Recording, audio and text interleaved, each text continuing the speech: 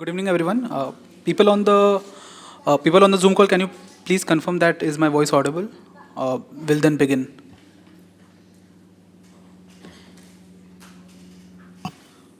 Yes. Okay, thanks. Thanks a lot. So, hey, hi everyone. Good evening. Welcome to the book launch event of Net Zero Trio. We have Prasad and Lavanya here with us. A quick introduction about them. Prasad is a business leader and influences the interplay between technology, business, and policy in achieving global net zero targets. His thought leadership has been featured in multilateral agencies, uh, global think tanks, and popular print media. His intervention towards bridging the gap between ideas and execution have received several awards. He advocates the infusion of digitally smart attributes in climate solutions to accelerate global partnerships. He is a CIMO scholar and an alumnus of IIM Ahmedabad. He's also an IIT Bombay pass out and an alumnus of Alto University. So big round of applause for Prasad. Um, we also have Lavanya here with us. Lavanya is a distinguished thought leader in green and sustainable finance. He's a regular columnist and on climate and sustainable finance for prestigious platforms such as World Economic Forum, Financial Express, and Hindu Business Line. Additionally, he's a regular speaker on green finance and a trainer on sustainable finance for banks and other financial institutions. He holds a master's degree in economics and is a research scholar at XLRI Jamshedpur. He's also a CFA chart holder. So big round of applause for Lavanya as well.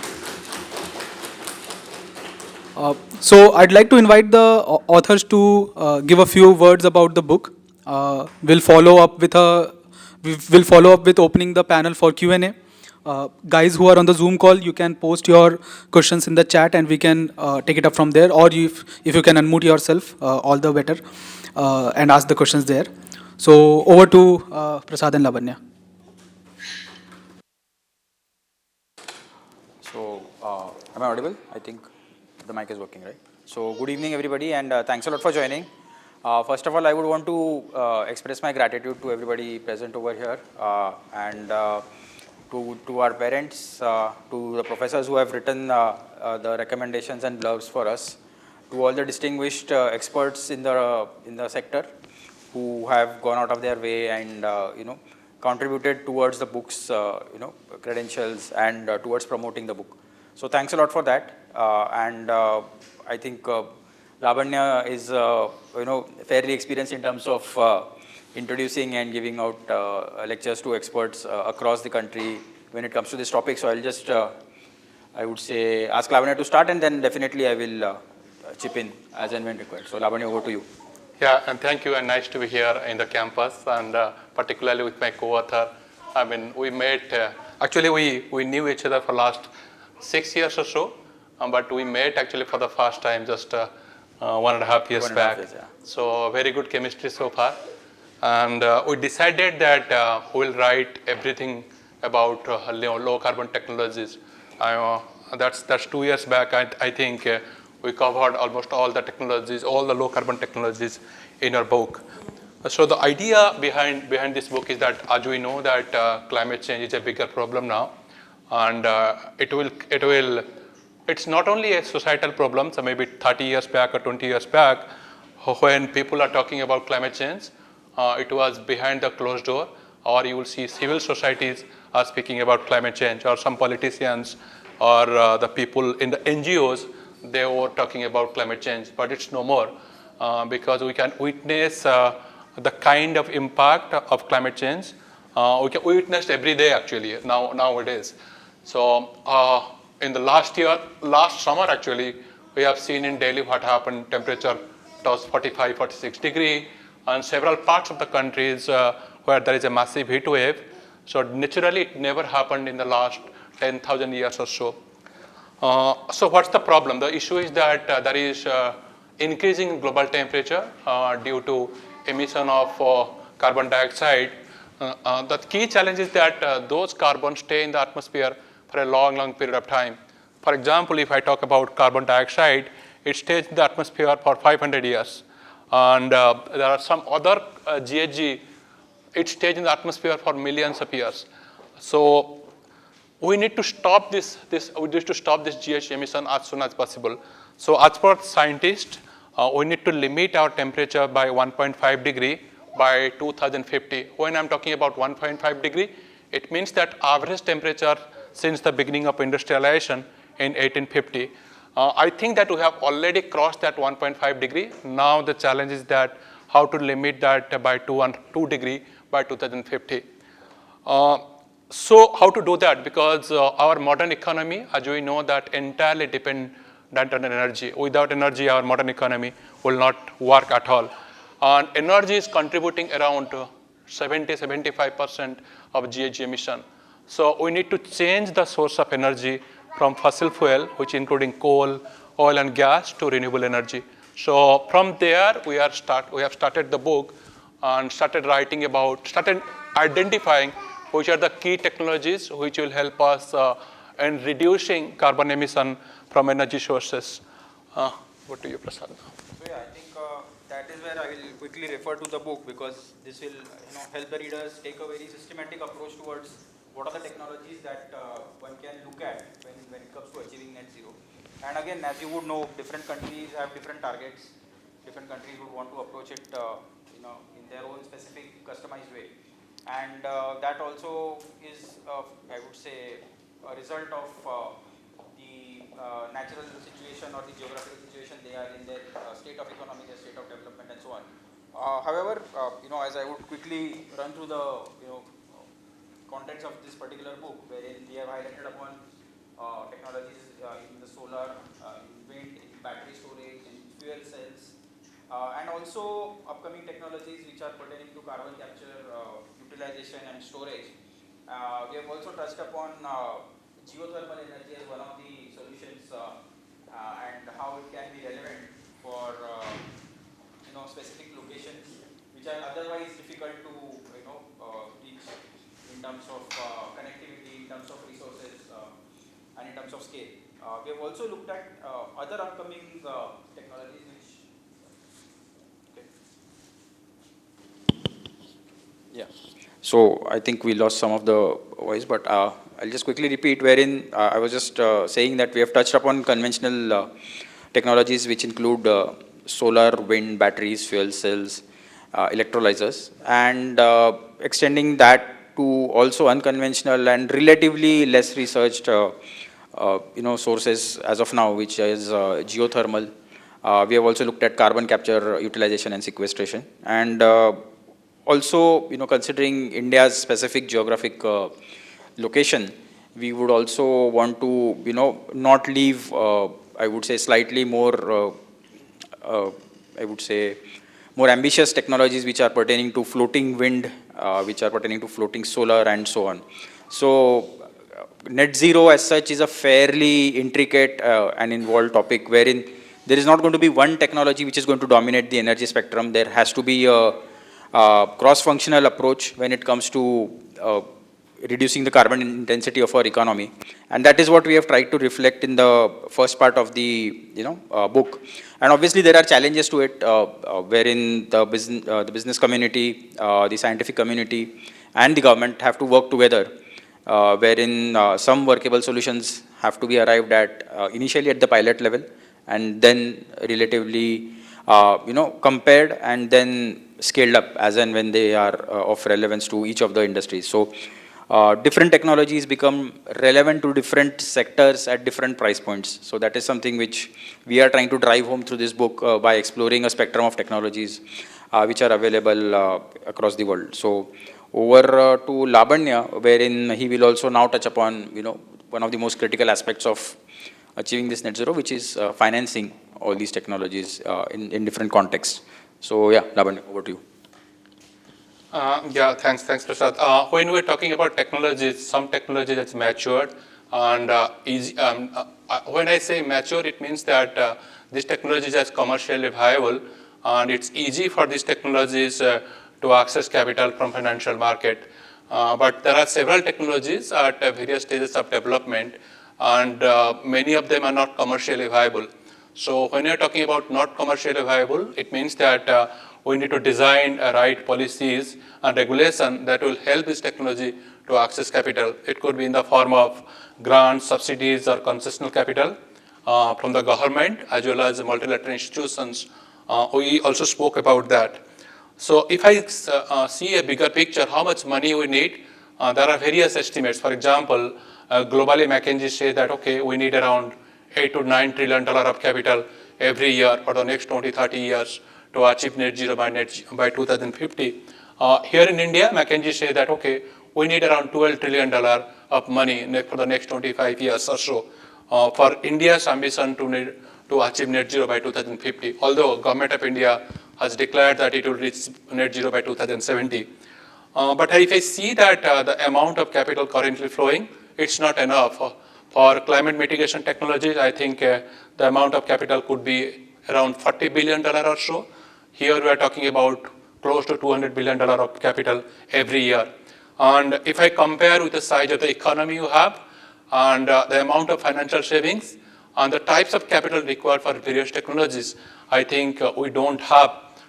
For example, most of these technologies, for example, wind or solar or so, they are massively relying on commercial banks to meet their debt obligations. They are not accessing capital from capital market, which is really needed for these kind of technologies. And some of the technologies like green hydrogen or battery or offshore wind, they are not commercially viable at all. And if these players are going to commercial banks, definitely they'll be denied to get the kind of capital they need. It means that they need a combination of grants and concessional capital. For example, Government of India last year declared close to $2 billion of subsidies or grants for green hydrogen or so. So in this particular section, we are talking about types of capital required for various technologies. For example, if we are talking about talking about wind and solar, so these technologies is possible for them to access capital from pension fund and insurance companies who are holding close to $2 trillion of capital. For example, in the case of green hydrogen or battery storage or offshore wind or direct air capture, which are very, very early stage of development, they can access capital from multilateral institutions, which are essentially the risk capital provider. They can provide those kind of capital. And it's also necessary that we understand that the amount of capital which public institutions can provide would not be enough, so that you need to mobilize capital from the private sector. So we have emphasized that all the time, how we can leverage public capital, which is also very, very limited, to crowd in private capital. That's what we have discussed in the book. In addition to that, we also touched upon what is going to happen to the financial system. Climate change is not a risk to the economic system, and banks, financial institutions, pension fund, insurance companies, they are also exposed to climate change. It could be physical risk or transition risk. A couple of years when the Hurricane Katrina happened in the United States, several insurance companies, they declared bankruptcy. They declared bankrupt. So what does it mean? It means that it is a risk for the financial system. Even a couple of days back, there is a news also in the media. They said that commercial banks, they are aggressively looking at climate-induced physical risks such as floods or hurricanes or heat waves, which are affecting the non-performing assets of commercial banks. And some of the insurance companies also, particularly in those areas where they're exposed to climate-related risk, they are denying to provide insurance, or they are increasing the insurance premium. So it has implication to the entire financial system. For example, in Uttarakhand 2 years back, when there was a flood event, State Bank of India said that there is an instruction from Government of India that you don't go after the borrowers, okay, because it's a public sector bank. So what is the implication of this? It means that banks and financial institutions, they need to integrate climate change in their lending and investment decision. That will also help in reorienting capital flows from carbon-intensive businesses to low-carbon technology. That's what we have discussed in this book as well. Then we also covered the role of international institutions. I'll ask Prasad to cover those. Yes, and just building on to what Lavanya said, role of international institutions, multilateral agencies is fundamental right now because a lot of the developing world by itself is not at the right, positioning when it comes to accessing capital markets for energy transition. And we have also suggested some unconventional, I would say, ideas in this book. So one of them is, if we look at COP or Conference of Parties as a model of success for engaging the international community on climate change and related topics, can we have a national COP, so to say, wherein all the states come together, discuss their, priorities, and then, a national document emerges from that kind of a deliberation, wherein the messaging that goes across to the international community is that okay, here is a country which respects its federalism, which has all the stakeholders on board, and then it goes out and commits to the world what its targets are, rather than say one union government going out and committing targets on behalf of the entire country. So that is something which we try to explore. The other aspect is we were also cognizant of the fact that all these energy sector, infrastructure elements are becoming smarter, wherein there is a increasing interface between green energy and digitization. So we have dedicated 2 chapters of the book, wherein we specifically highlight how smart appliances, smart infrastructure projects are interfacing with each other, and how cyber security becomes important in the context of new energy.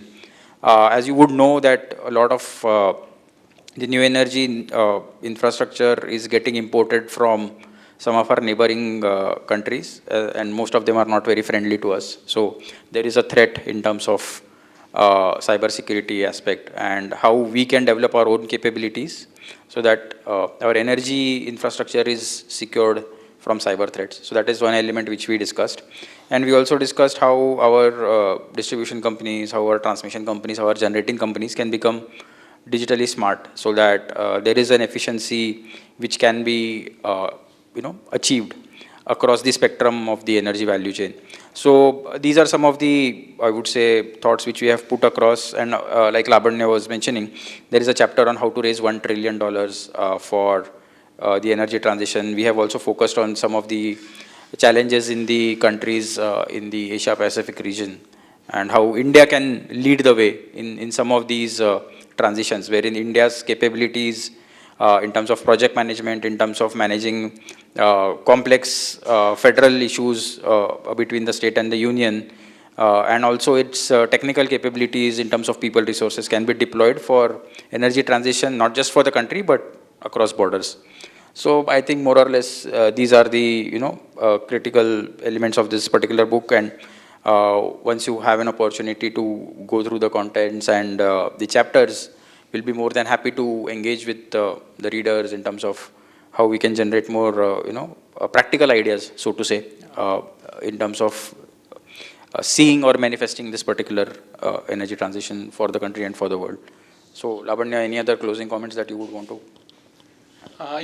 Since Prasad has spoke about COP, it is important that COP is just 1 month away, I think less than 1 month.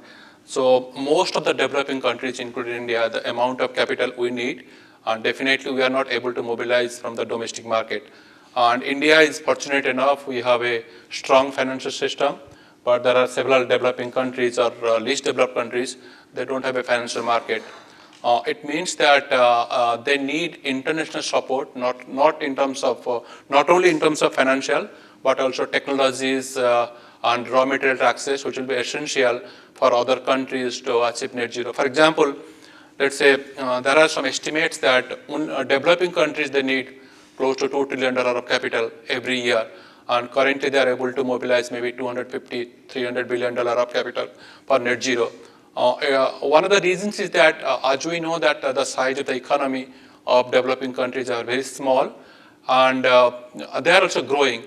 And mostly they import capital from outside their country. So it is important for them to mobilize that capital. The issue is that they cannot mobilize so much capital quickly. because most of the foreign investors, they think that, as we know, that emerging markets are risky. We cannot provide you so much capital and so quickly. There where multilateral institutions like World Bank or ADB or any other multilateral institutions, they play a critical role. For example, if I see World Bank or entire World Bank group, India is the largest borrower of World Bank. Currently, in World Bank's balance sheet, India has borrowed close to $45 billion of capital. So we have highlighted the challenges. Historically, what happened that all these multilateral institutions, they also acted like private investors, which is not really helping developing countries to raise private capital.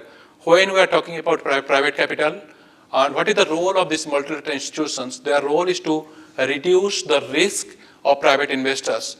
But unfortunately, most of the multilateral institutions, they are not providing capital, they are not providing risky capital or reducing the riskiness of private investors.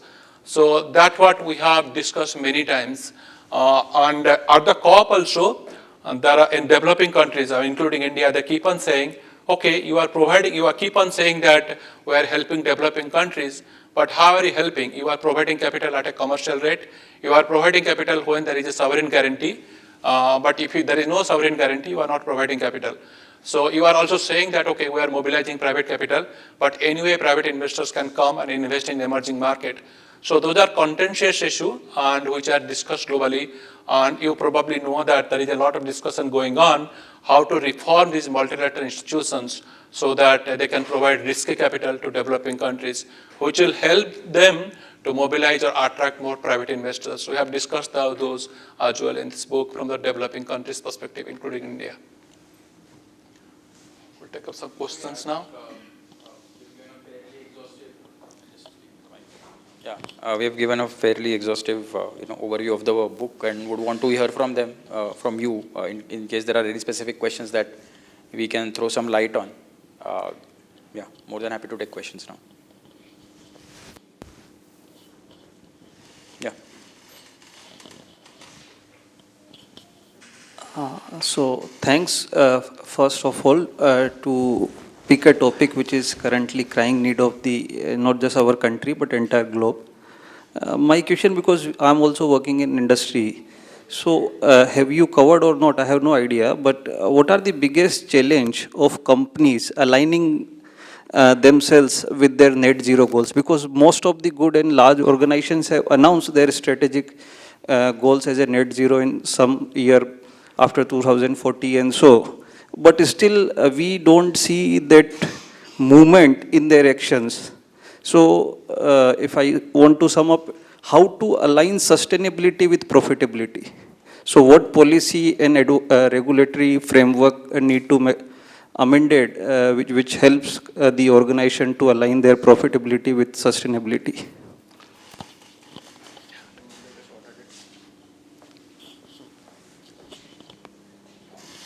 No, I understand that it will be extremely difficult to align to continue generating return on investment as well as aligning with the Paris Agreement, or you are rightly saying that to make net zero. But it's not impossible, I will say. But if you are talking about policies, the best policy is the carbon pricing. It means that the companies which are emitting carbon, they should pay for that. Okay, but in true spirit, it's not anywhere in the world except European Union, where the carbon pricing has already touched $80 to $90 per ton. But in a developing countries which is growing, I don't think that if you impose carbon pricing, it will definitely derail the economic growth in a developing countries. And we have not reached that stage where we can really ask the companies to align with Paris Agreement or net zero. But the critical point is that as a company, you need to think about, okay, what is the best way for us? Okay, you are not facing, for example, carbon risk or so right now, but if you are not prepared enough, if you don't invest in technologies which are going to help you to reach carbon emission at some point of time, and it will be really, company will not be sustainable in the future. One is that the companies which are exporting goods or services outside the domestic market, for example, European Union, there is a CBAM, there is a carbon tariff Okay, definitely if you are exporting, if your carbon emission is too high, it means that it will hit your profitability. So you need to invest right now to low carbon technologies. Secondly, some of the financiers are also concerned about climate-related transition risk. What does it mean? It means that if they are not foreseeing that this company is not going to reduce its carbon emission, the riskiness of that company will also increase. So there are companies that are getting signals from these investors. It means that they need to invest in those technologies. Also, we know that it is mandatory nowadays for companies to disclose GHG emission, carbon emission in their annual report. There are civil societies which are shaming these companies and investors which are punishing these companies, which is not a right signal for any companies to stay in the business for a long time. You can sacrifice some returns for a short period of time, but definitely over a long period of time, it will be definitely profitable once the carbon pricing kicks in and once it is meaningful in the future. Would like to add? Maybe I'll just take a quick shot at it. What I would say is, over and above what Lavanya is saying, if I approach this slightly differently, maybe every company can understand where it's playing in terms of the sector. And within those sectors, there will be some low-hanging fruit. So I'm purely approaching this from a practitioner's perspective. Let some quick pilots be run in each of those sectors that are relevant to your company. Let's test out new technologies. Let's test out what are the new business models that can be rolled out. And thereafter, once they have some kind of, I would say, benefit that is demonstrated, then the company can decide to scale it up. So that's how I would see it working in the corporate sector, wherein aligning sustainability with profitability, it's an iterative process. There is no one-shot answer to it. It all depends on the context of the company, the sector in which the company is playing, the geography of the company, the vision and mission of the company, and so on. So it has to be a really tailor-made solution for every company. I hope in some ways that answers the question, and we can have specific examples if there are any sectors which are mentioned. So I think.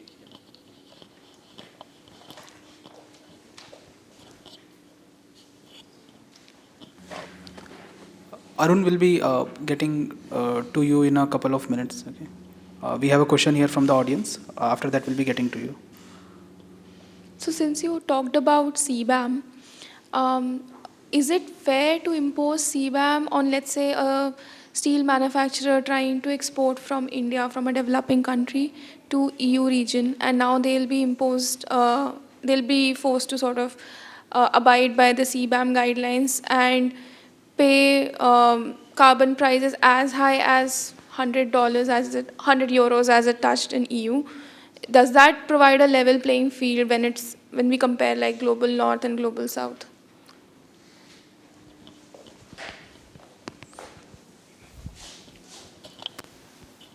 No, I agree with you. It's an ethical question, whether if I say from political point of view or societal point of view.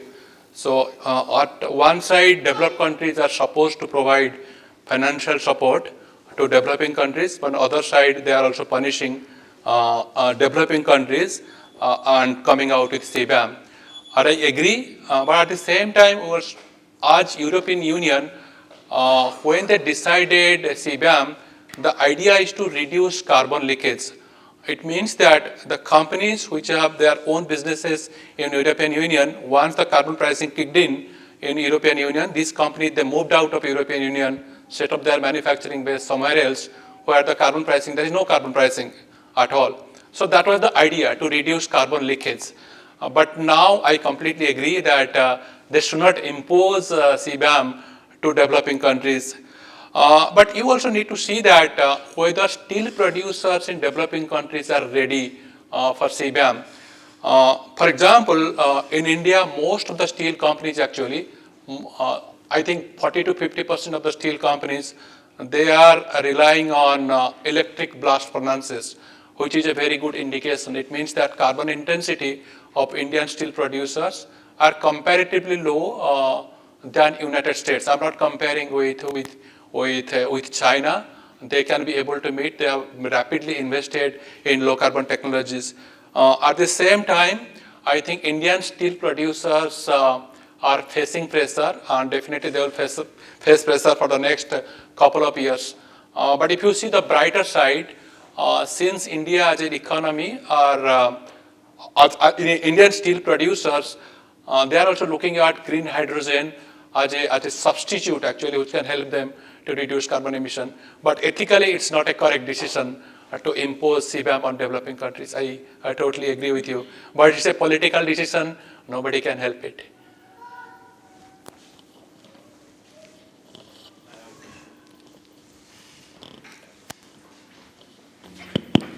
Arun, you can go ahead with your question. Yeah, hi. Are you able to hear me? Hello. Yes, yes, we can hear you. Okay, great.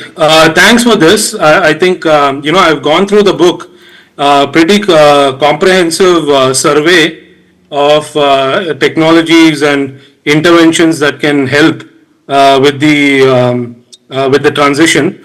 My question is, actually, I have two questions. One is about carbon capture and related technologies for hard to abate sectors. How do you think that can be financed? Like, for example, for the cement or steel industry, number one. The other is about, I would like to take the previous questioner's question much broader. Going forward, I think we'll see more, let's say, restrictive mechanisms for import and export from different countries when it comes to emissions, right? Just like CBAM, maybe other countries are also thinking about mechanisms to tax emissions. So, how do you see a global rules or global order emerging because of that? You would like to answer the CCS carbon capture? Yeah. I hope I'm audible. Yeah. So let me try and, I don't have a comprehensive answer to your CCS questions, but what I have gathered from experts is that one of the ways in which the carbon which is captured, how can it be put into some kind of a smart chemistry, wherein we have useful products coming out of the carbon which is getting captured. So that is one kind of a business model that people are looking at, wherein the chemical industry is in some ways rejuvenated or repurposed, so to say, for using the carbon which is getting captured. And apart from that, I would say in terms of, some experimental, I think projects also look at how, carbon which can in some ways be, I would say, under pressurized conditions inserted into the Earth's geology, help extract certain other, minerals. So that is also one conversation which I have heard from some of the experts. But I think the most practical way is to just look for chemistries which make sense for business and then work backwards towards making it more financially viable, I think. And obviously, if there is support from the multilateral agencies, from governments, nothing like it, I would say. And I think there is also a global competition which is sponsored by some of the most reputed foundations. I think it is called the Carbon X Prize, wherein new technologies are getting financed, specifically in the domain of carbon capture, sequestration, and utilization. So yeah, I think that would be important. Yeah, no, I mean, carbon capture storage has been there for a long time, particularly used in oil and gas industry. But I understand the scale required, the scale in oil and gas industry on the utilization of carbon or CCUS is very, very limited.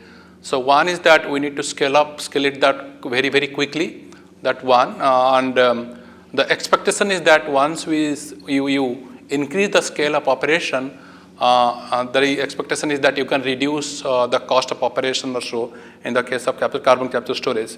But the second most important point is the liabilities, because there is a possibility that by using carbon capture, it may contaminate water also in those areas. Okay, so that's the liabilities in some of the countries. For example, Germany, I think in one of the projects, the government of Germany They took the liability risk of carbon capture storage, which helped that particular project developer to get the finance required to develop CCUS. In the book, what we have discussed is that once you scale up this operation, secondly, if you get some risky capital which can take care of the liability risk, and only the public institutions can take that kind of risk, that will help in adopting carbon capture storage and storage. The second question, Arun, related to trade barriers. I understand that there is a possibility today European Union is coming out with a CBAM. Tomorrow you will see Japan or United States, they may come out with non-tariff trade barriers. But we have World Trade Organizations, but nowadays I will say that World Trade Organization is more or less defunct. I'm not sure how they are going to play an important role, but this kind of non-tariff barriers will be there in the future. But unfortunately, since carbon intensity of GDP of developing countries is mostly higher compared to developed countries, so they will be suffered. Here, multilateral institutions should play an important role. That developed countries should not use this tariff as a barrier just to restrict export from developing countries to developed countries.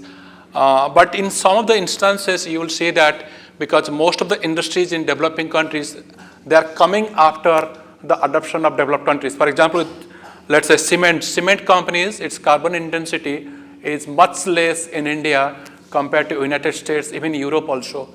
So it means that most of the modern technologies are used in developing countries as well.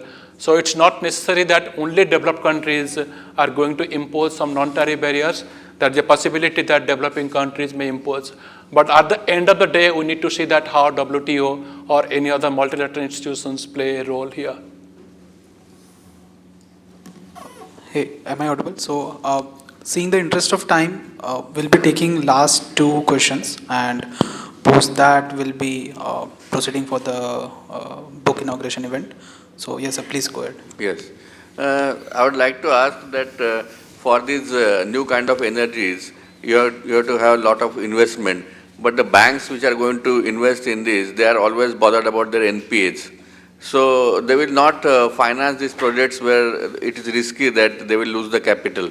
So this is a contradictory thing, that banks are not interested in financing such projects, but we need carbon zero footprint in the country. So how would you get the solution for this problem? I think it is the government of India which should step in and give some subsidy or something like that, or may give instructions to banks to subsidize such projects, such that we can develop such kind of technologies where we'll have carbon zero footprint in the future. Otherwise, they will not invest in these projects. So some solution has to be found out for this dilemma.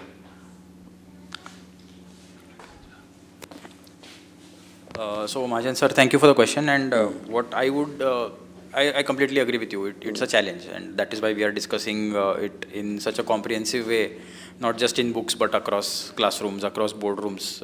And one of the ways in which I think financing new energy projects can be, I would say, streamlined is signing back-to-back power purchase agreements. I think that's the most practical way of doing it, wherein before setting up a renewable energy project, you have an agreement with the purchaser that, okay, at this time, at this rate, I will infuse so much energy into the grid, or I will supply you so much amount of power. So once that back-to-back agreement is there, the bank has some kind of a legal, I would say, assurance, wherein the creditworthiness of the project installer is established. I think that is one of the easiest way of doing it, and a lot of power developers are also realizing that. And I think Government of India, as you rightly mentioned, has to play an important role, is also playing an important role, wherein they are also acting as demand aggregators, so to say. What happens is the economies of scale are much better if the power generation capabilities, especially in the renewable energy sector, are larger. So they act as aggregators for different states, wherein say Rajasthan wants 300 megawatt, Gujarat wants another 300, Maharashtra wants another 500. They'll aggregate, they'll roll out a tender, and they invite large players to participate. So that economies of scale also drives the costs down. And again, they also facilitate these back-to-back power purchase agreements and also, conversations with banks, multilateral agencies, and so on. So I think, yes, it's a challenge, but it is also getting addressed, and we can learn from other economies as well in terms of how they promote new technologies, specifically when they are not at the TRL levels, which are typically accepted in the business community. So that's a few initial thoughts from my side. Lavanya, you have something else? No, I agree that commercial banks are not, cannot finance all the technologies. So many years back, you probably know that, for example, in the case of solar, we have set up that Solar Energy Corporation of India, which is basically mitigating the counterparty risk because the distribution company, they don't pay to the producers at the right time. So you need to come out with similar risk mitigating mechanism. So we have massive CGT MSE, which is basically providing partial credit guarantee or full credit guarantee for MSME companies. So you will see that for other green technologies, there are partial credit guarantees programs are available. The idea is that since it is, there is a guarantee available from another institutions which gives enough comfort to commercial banks to provide capital to these technologies. But we cannot restrict ourselves to partial risk guarantee. There are other credit enhancement instruments. For example, there are grants available also. There are production-linked incentives so that it will make the products commercially viable. In addition to that, there are certain institutions also Government of India has created. For example, ERIDA, which was set up, I think 35 years back, but now it is a publicly listed company.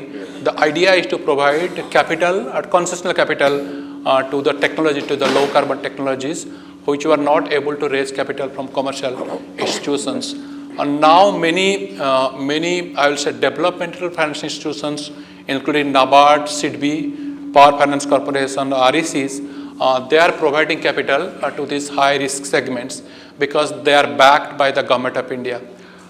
In addition to that, there are some multilateral institutions, they are becoming the co-lenders in these projects, including ADB, IFC, or World Bank, or there is a new institution called Green Climate Fund, which set up, I think, 7-8 years back, who are becoming risk lenders, or they are becoming one of the financiers to another non-banking financial companies, for example, SIDBI, NABARD, or State Bank of India. The idea is to reorient capital to only those technologies which are not financially viable right now.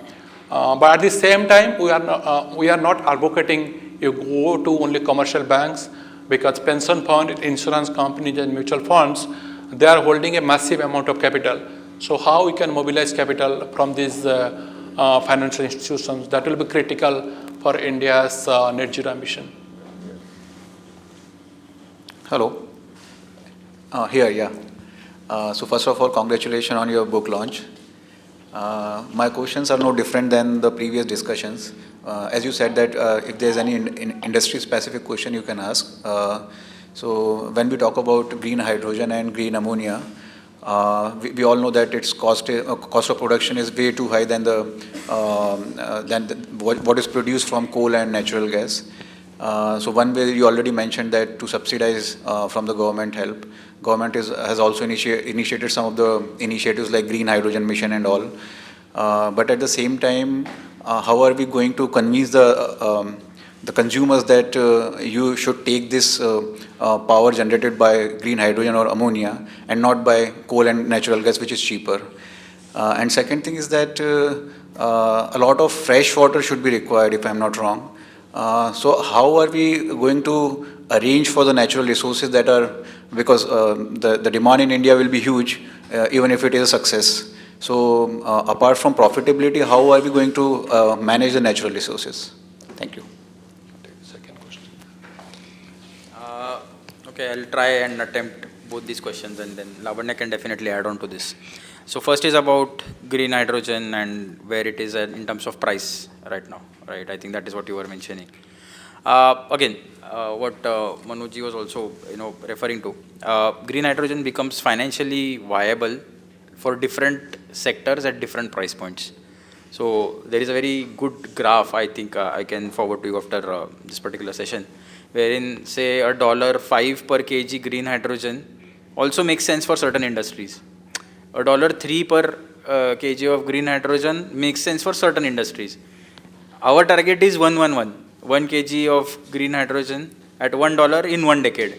That is the ideal situation, but it's a journey, and while we are traversing this journey, it becomes viable for different sectors at different points in time. So that's what I would want to say. Again, both I would say on 3 different fronts there are attempts made by the government, by private sectors, and by technology enthusiasts to cut down costs. I would say imposing carbon tax in some form is also going to contribute towards making it more viable. So there are multiple, I would say, answers to that particular question in terms of how green hydrogen can be adopted, and how it can be facilitated. So it need not be 100% green hydrogen. It can be a blend of green hydrogen and something else in certain applications. So I would say every application has to be looked at, and green hydrogen's applicability in that particular application is to be calibrated.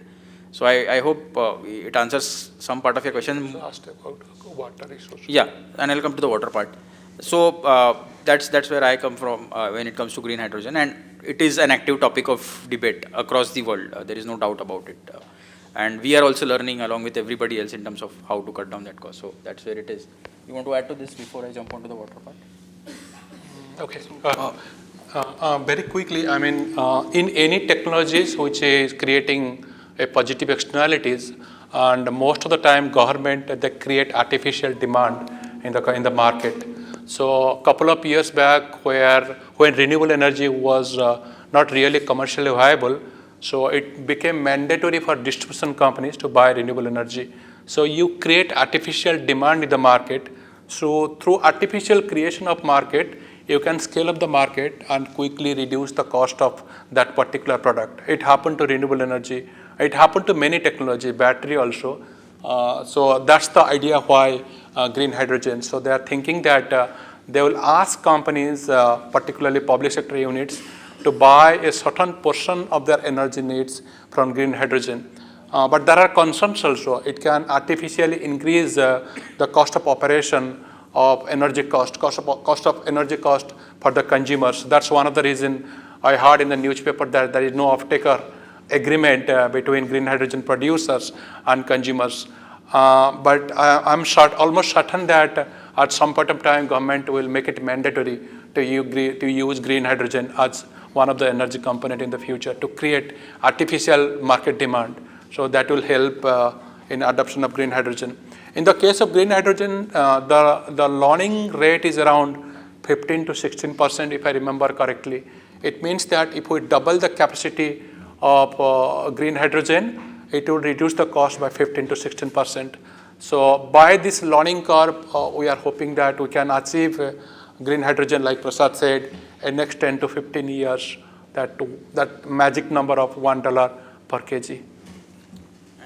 Just one quick point on this topic. Green hydrogen is an energy carrier as well as a feedstock. So again, coming back to that point of where is it going to be applicable, for what purpose?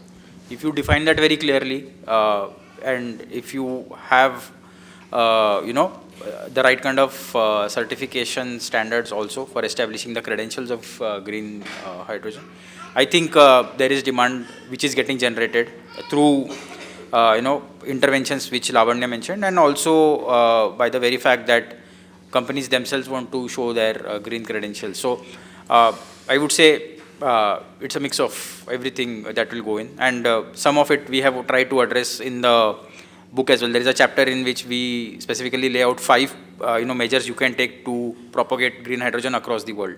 And that article has been translated into at least 4 different languages by the World Economic Forum. So maybe I would request you to quickly go through that. We have addressed this in terms of the last mile delivery of green hydrogen, the storage of green hydrogen. So each of these are areas where costs can come down. Okay, so across the value chain, work has to be done. Coming back to your point about water requirement, for India, we are blessed with oceans on 3 sides, I would say. And from what I gather from experts, the desalination or the seawater reverse osmosis technologies that are prevalent currently are, I think, pretty much fitting that financial equation. If you power it with clean energy, all the more better. So that is what I am hearing from a lot of experts, that maybe in the next few, I would say a couple of decades, I think we will have cracked this issue of water supply for green hydrogen using seawater in some ways. So, and just to quote some very famous gentleman, I mean Elon Musk, when this similar question was asked to him in terms of what will you do with drinking water, the fourth world war will happen over drinking water, and he was at least convinced that that's not the issue, we have sorted it out. So that's the answer he gave, and that's what I'm also hearing from technical experts in terms of where we stand as far as the development of this technology is concerned. So I think if more efficiencies are brought in, more innovations are brought in, green hydrogen pretty much can be an answer to a lot of our decarbonization problems. So yeah, I think that's it. That's it for now. Yeah, thanks a lot. Thanks a lot for your questions, and we look forward to your comments on the book as and when you get opportunity to read some of these chapters.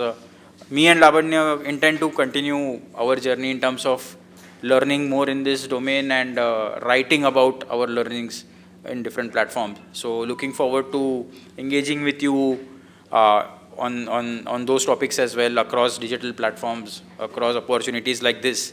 And I'm also getting to hear that after 3 to 4 months, we will be invited again by the library at IIM Ahmedabad to have another session for this particular book. So if some of you get an opportunity to read this book by that time, and at least some part of it, more than happy to engage with you on that and take the conversation forward. So yeah, thanks a lot for your participation, and thanks a lot for being here, and also to all our friends and well-wishers who have joined online. Thanks a lot. And thanks a lot to our families who have been very patient with us, I think, throughout this entire journey, our wives, our kids, our relatives. So yeah, thanks a lot for all your support, and looking forward to more such conversations. Yeah, thank you.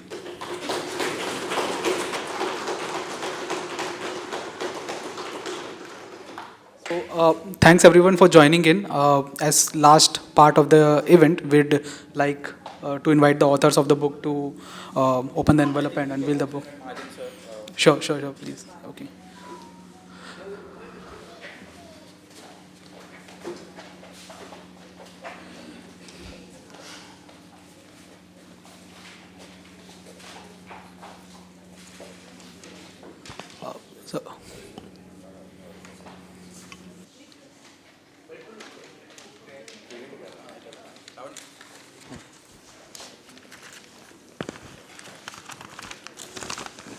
So I'd request the audience to give a big round of applause, the way we do it at IIMA.